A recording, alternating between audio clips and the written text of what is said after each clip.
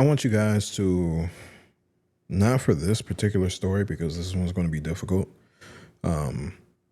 just to read. But if you do decide to subscribe to my Patreon, you would have the ability to listen to the story. This is not something that I can have on YouTube or any advertising. I'm so sorry. Any podcast. I'm drawing a blank. I am so drawing a blank. This can't be on YouTube or Spotify. It can't. This story is too disturbing. So again, every single week I do 2 extra stories, and they are exclusive to Patreon. So when you are listening to this entire episode in its entirety, I'm just saying entire a lot, you have 6 stories. But last week there were 9. 3 extra episodes exist on the Intelligent Idiots podcast Patreon just for you, even though it should be 2 every week. The week before was only 1 because I got so tired I died. So I made it up for you guys by accidentally having the very first story that should have been like 15 minutes long be 40 minutes long. So I said, fuck it, we ball, and just deleted 3 stories. Upload it, y'all have it, and that is the narcissism episode. But over on the Patreon, that episode is stupid long because there's 3 extra stories. So with this one, this particular story that I'm about to read,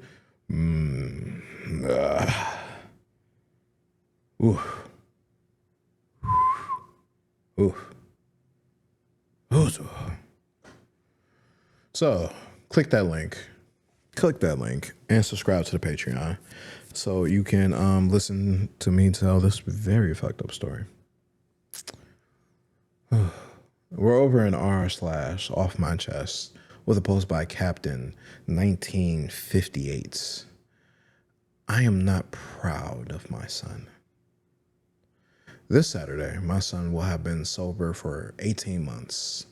He got his GED this year, and he starts at community college at the end of August. He finally has a job that I didn't get for him. Soon, he will be moving into his own apartment, and he hasn't missed a single appointment with his therapist. He has done everything you would expect of a precocious 17-year-old who has hit a rough patch after meeting with a particularly bad influence. He is 29. This is the point where I'm supposed to say that, nevertheless, I'm still proud of him for turning his life around, getting off drugs and off the streets, staying out of trouble, and acting like a responsible adult, or at least an adult who knows the meaning of responsible. Maybe I'll throw in a reference to the prodigal son and kill a fattened calf for him. That's certainly what's expected of me. That's certainly what my son expects of me. He wants, no, demands praise and forgiveness and a party and me to hug him and tell him it's all right. Demands me to tell him how proud I am that he's made something of himself. But I'm not, because he hasn't, not even in the slightest. His mother and I gave him every opportunity we could. I don't expect any praise for that because, unlike my son, I don't expect praise for doing what you're supposed to. She and I worked very hard to give him a loving, stable, comfortable, supportive home. We were involved in his school. We introduced him to music and sports and culture to the extent that 2 people can. His mother was a damn good cellist, though. We fed him healthy meals. We played with him. Thanks to him, we got in the best shape we'd ever been in since our 20s. And we let him stumble and fall and make mistakes and get back up again. He started shoplifting at 15. The first time we caught him, we bodily dragged him back to the store, made him return the copy of Grand Theft Auto and apologize, and offered to pay for any damages. The second time we caught him, this time with a pair of shoes, we did the same thing. The third time, we started going to family therapy. Therapy seemed to go well, and after a few sessions, the therapist asked for a few one on one meetings with him. After two of those, the police came knocking on our door because the little shit had concocted some story about how we were a religious cult who raped him for breakfast every Saturday. And the dumb chicken shit therapist actually believed him. Rational heads prevailed. We fired that therapist, and he went through six more in as many months until we eventually couldn't find anyone who would take him as a patient. By 16, he was drinking. Then we found pot in his bedroom and in our bedroom. He started leaving needles, bongs, and crack pipes where he knew we'd eventually find them, just to fuck with us. I know this because he said so in those exact words. He had his first interview and his first trip to rehab that year, and his first relapse. He had to repeat a year of high school at 17, which meant he was now a ringleader of a group of young dipshits who saw him as this tormented mentor shaman who could hook them up with whatever they wanted. I'm also damn sure he started fucking one of his gang's younger sister, 13 around then. But I had nothing to go on but my own instincts, so all I could do was tell her parents to keep an eye on her. No charges were ever pressed, and the family never spoke to me again after that, but they did pull both of their kids out of that school, and my son was furious at me for daring to not let him continue committing statutory rape. He decided to try for normal rape later on. While I was away, he spent an uncharacteristic night at home on his best behavior after his mother went to sleep. He followed her to her bedroom. He took a knife with him. He crept into the room, straddled her, put the blade to her throat, and slid his other hand inside her. I don't know exactly what happened next. I know he held her down and tried to undress her. I know she fought. I know he stabbed her. I know she got away and locked herself in the bathroom before he could catch her. I hope that means she kicked him good in the balls. I know she broke the window and screamed for help. I know he ran. I know she was lucky enough the ambulance got to her before she bled out. I know he called his friends to brag and beg a ride. I know the police caught him.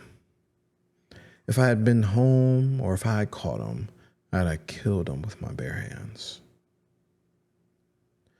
The state tried my son as an adult. He pled out, but only after making his mother testify and smiling the whole time. She divorced me a month after his sentencing. I looked too much like him.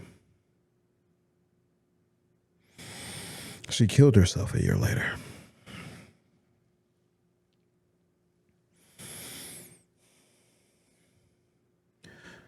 I would be a liar if I said that I didn't blame him for her death, because I absolutely do.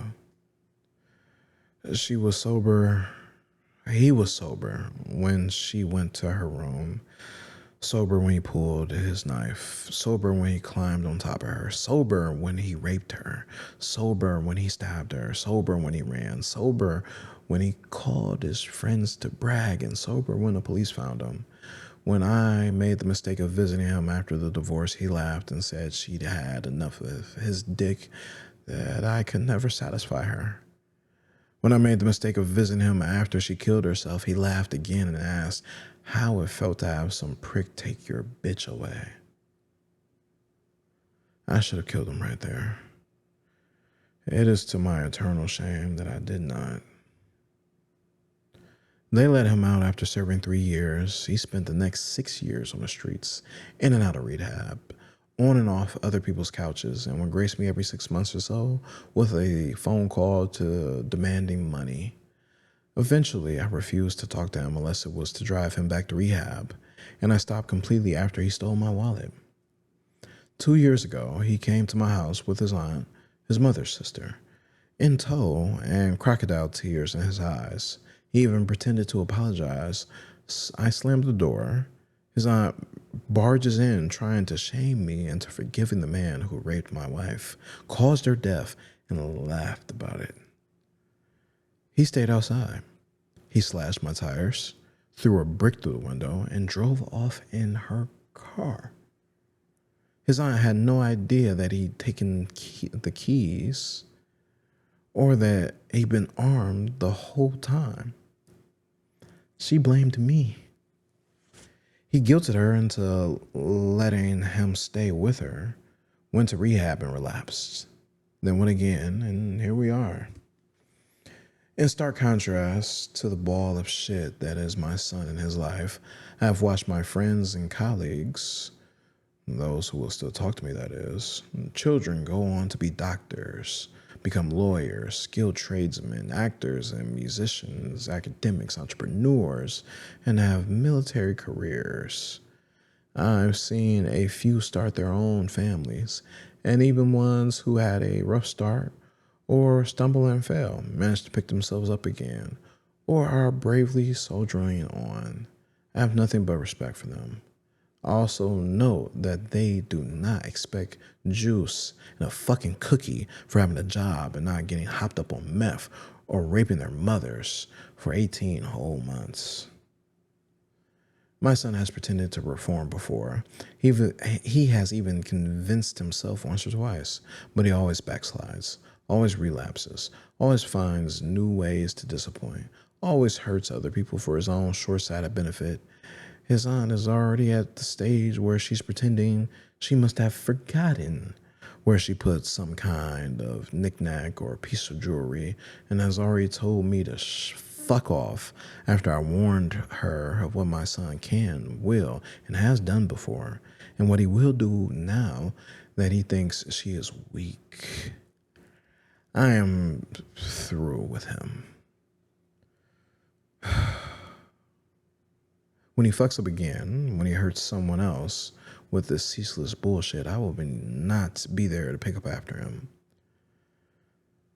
I am through with his aunt. I cannot talk to her without being overcome with rage and shame as I see the stupid hope I used to have that my son would ever amount to anything. And I do not need any more disappointment and failure in my life.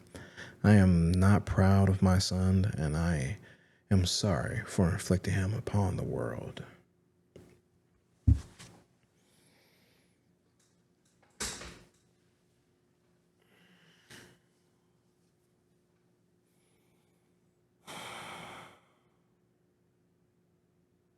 I would like to go to sleep now. Would you guys watch my podcast and just listen to me snore? Because if I went to sleep right now, ugh, if I went to sleep right now, I would be so refreshed. And something like this wouldn't.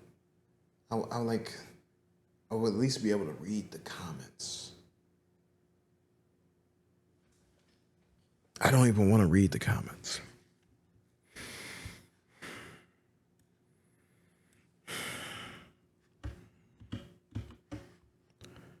Oh my God.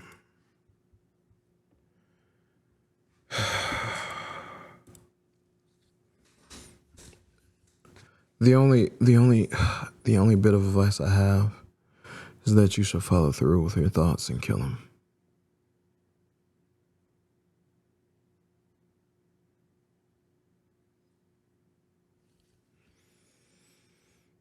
Top comment by a deleted user, quoting OP. She killed herself a year later. I cannot get past this line. I can't even begin to believe that something like this would happen.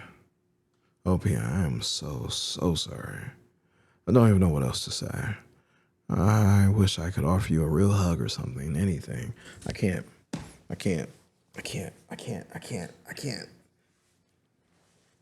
I'm sorry.